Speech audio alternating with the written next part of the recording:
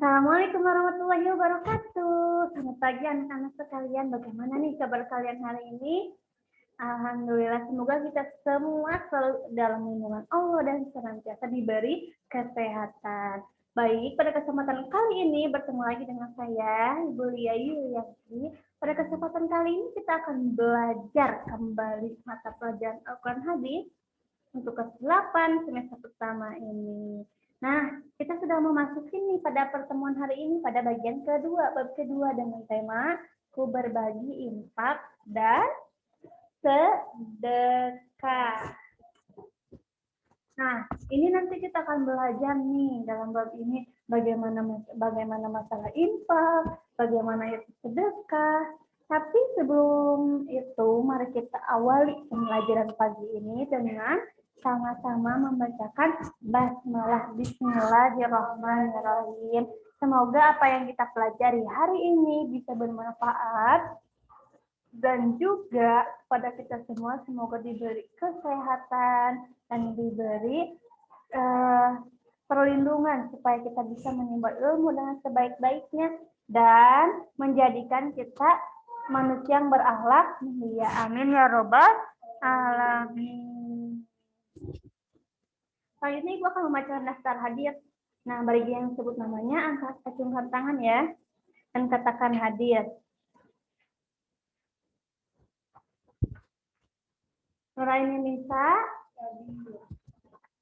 Lala Latifah, Kiki, Sapara, alhamdulillah ya pertemuan hari ini semuanya hadir. Nah, anak-anak pada pertemuan sebelumnya nih kita sudah mempelajari bagaimana hukum mad itu. Coba ada yang masih ingat ya cara membaca mad alif sukun? Ya, betul. Di, wa, kof, kan. Betul sekali. Nah, anak-anak, pada bab kedua ini, coba Ibu katakan rezeki. Nah, ketika kalian mendengar tentang rezeki, apa yang kalian pikirkan? Apa yang kalian pikirkan? Apakah ini? Apa ini? Uang. Apakah uang? Apakah rezeki itu adalah uang? Ya, bisa jadi uang ini menjadi salah satu rezeki ya. Tapi tidak hanya uang. Nih. Nah, nih, selanjutnya senyum. Coba tunjukkan gigi kalian. Nah, itu senyum itu kepada teman, senyum kepada siapapun itu merupakan rezeki. Nih, senyum kepada teman merupakan rezeki. Nih, ada lagi satu lagi. Keluarga itu merupakan rezeki. Teman, keluarga merupakan rezeki. Tapi sebagai seorang beriman nih, lalu bagaimana sikap kita terhadap rezeki-rezeki tersebut?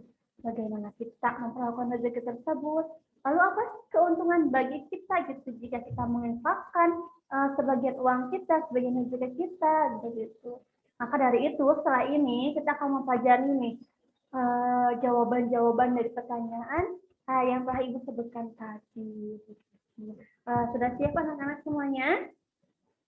Ya, siap. Masih harus tetap semangat ya. Masih pagi dan masih harus semangat. Ya.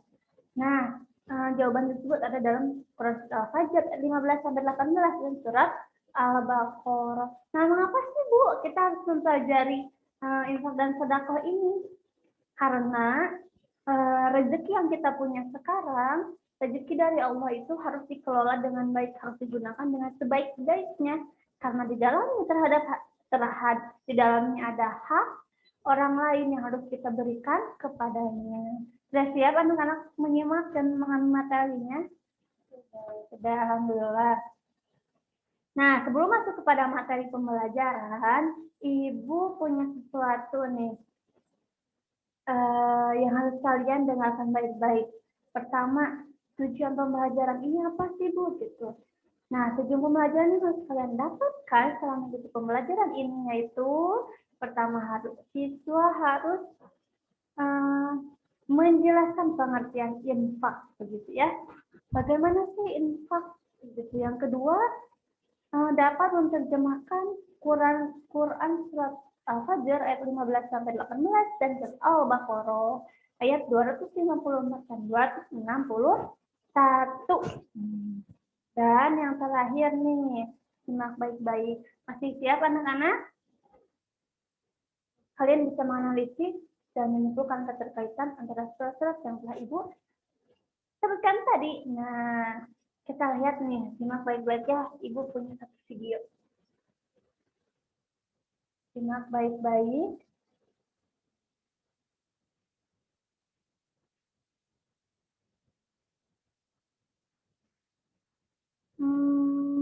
Bentar ya.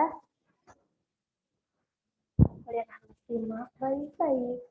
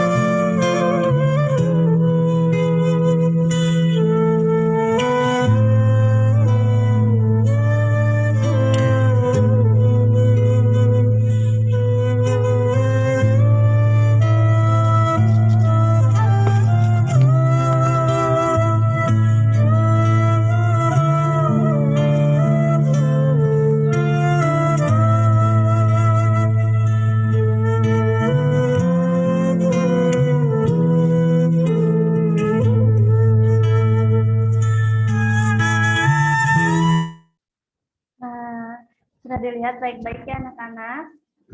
Coba Nuraini bisa. Setelah tadi lihat, coba simpulkan.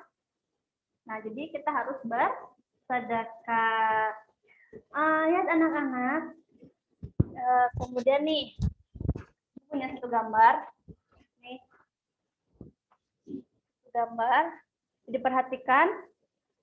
Ini merupakan salah satu contoh infak, yaitu mengisi kotak amal. Nih, apa sih nilai yang terkandung dalam perilaku tersebut? Coba ada yang bisa jelaskan bagaimana nilai kandungannya. Ya, betul. Jadi kita harus menginfakkan sebagian rezeki kita di jalan Allah dengan cara bersedekah dalam kotak amal di masjid gitu. Nah, selanjutnya. Dari tadi infak ya. Tapi apa sih Bu infak itu? Nah, infak itu berasal dari kata anfaqo yunfiqu.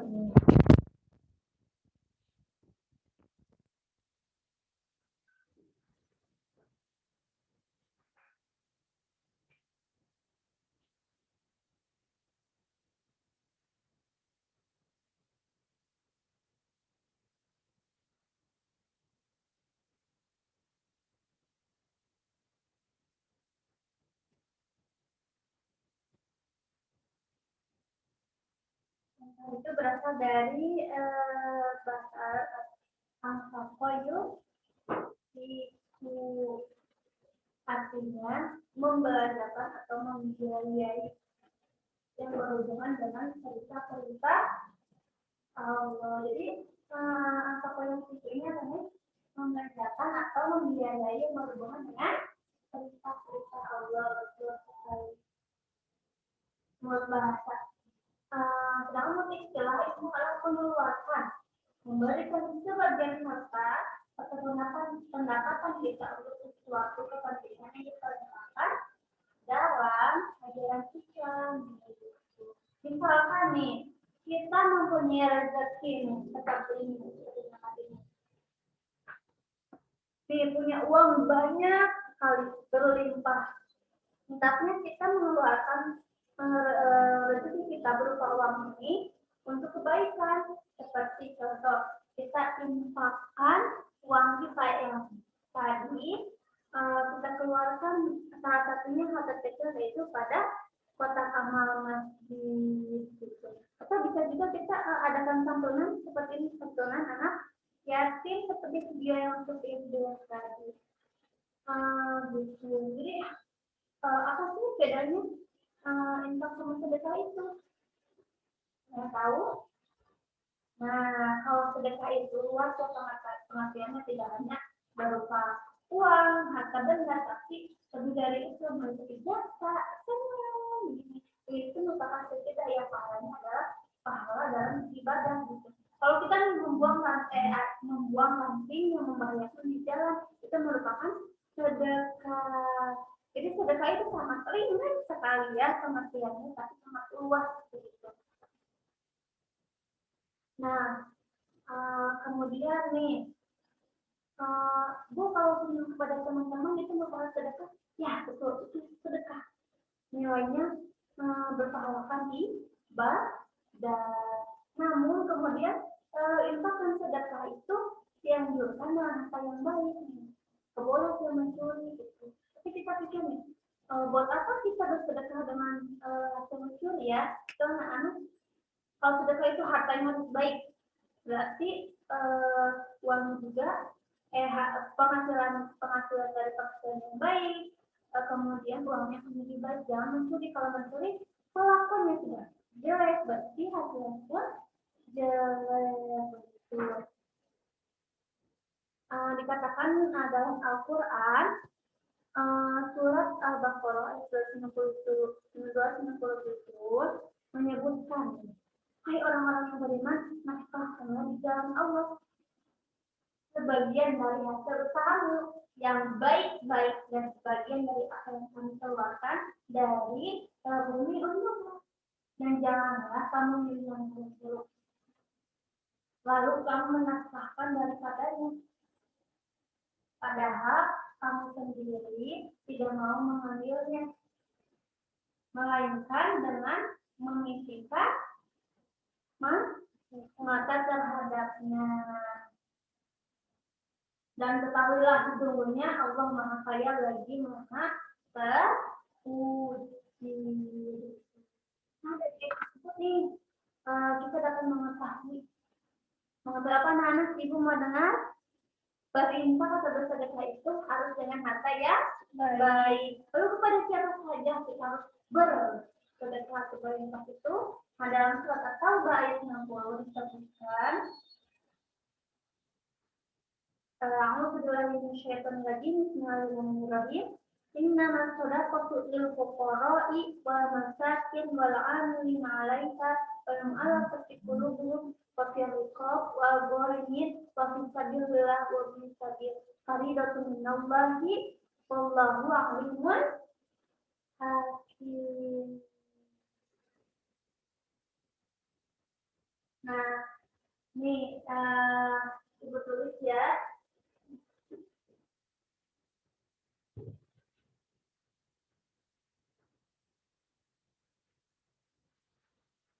Innamas shadaqatu ibu sekali kalian sekali. Innamas shadaqatu lil fuqara'i wal masakin wal 'amilina 'alaiha wal mu'allafati qulubuhum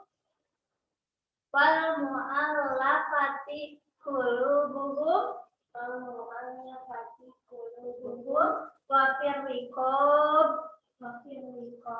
wal gharimin wa fi sabilillahi wa banis sabil faridatun minallahi wallahu alimun hakim. Coba dari awal sampai akhir.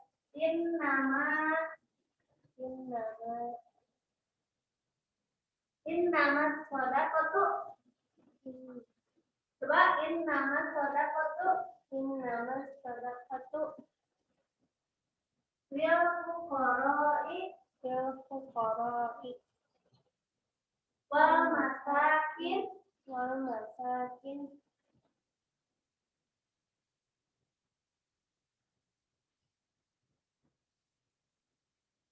Wal 'amilina 'alaiha. Wal 'amilina 'alaiha.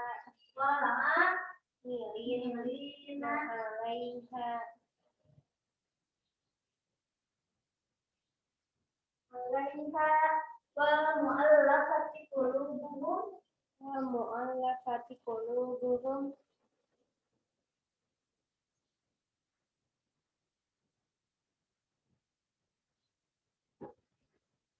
Wafir riqab. Wafir riqab.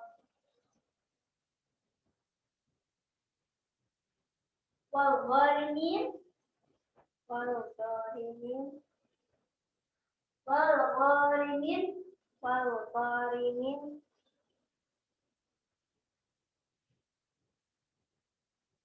Wa bani sabil. Wa fi sabilillahi wa bani sabil. Wa fi sabilillahi wa bani sabil.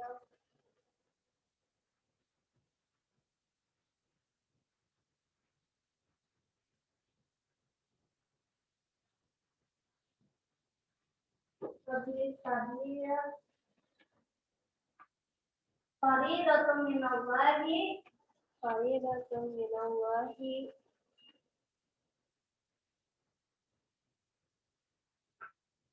Faridatun minallahi wallahu alimun hakim.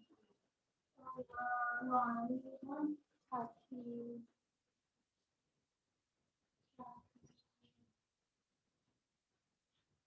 Ya, alhamdulillah. Yang artinya, sungguhnya zakat-zakat itu hanya untuk orang-orang fakir, orang miskin, orang miskin, pengurus-pengurus zakat, mu'alaf yang diberi hatinya. Yang kelima, budak memerdekakan budak. Yang keenam, orang yang berhutang. Berjalan Allah dan yang sedang dalam perjalanan sebagai suatu ketetapan yang diwajibkan Allah. Allah Maha mengetahui lagi Maha bijaksana, begitu. Jadi kita harus berinfak kepada 8 golongan tadi, mustaqim itu bisa gitu. Nah, harta itu adalah ujian, semuanya itu ujian, punya keluarga, punya teman ujian, punya keluarga ujian. Nah, dalam surat Al-Fajr dijelaskan, fa'amal insanu idza mabtalahu rabbuhu fa'akramahu wa na'amahu fayaqulu rabbi akramani. Wa amma idza mabtalahu faqadara 'alaihi rizqahu fayaqulu rabbi ahana. Kalla bal tukrimuna al-yatim wa la tahadduna 'ala ta'amil miskin. Artinya nih dalam baik. Maka adapun manusia apabila Tuhan mengujinya lalu memuliakannya dan memberinya kesenangan, maka dia berkata, Tuhanku telah memuliakanku. Namun apabila Tuhan mengujinya lalu membatasi rezekinya, maka dia berkata, Tuhanku telah menghinaku. Sekali-kali tidak, bahkan kamu tidak memuliakan anak yatim dan kamu tidak saling mengajak memberi makan orang miskin. Dalam Quran Surat Al-Fajr ayat 15-16 ini, jadi jangan sampai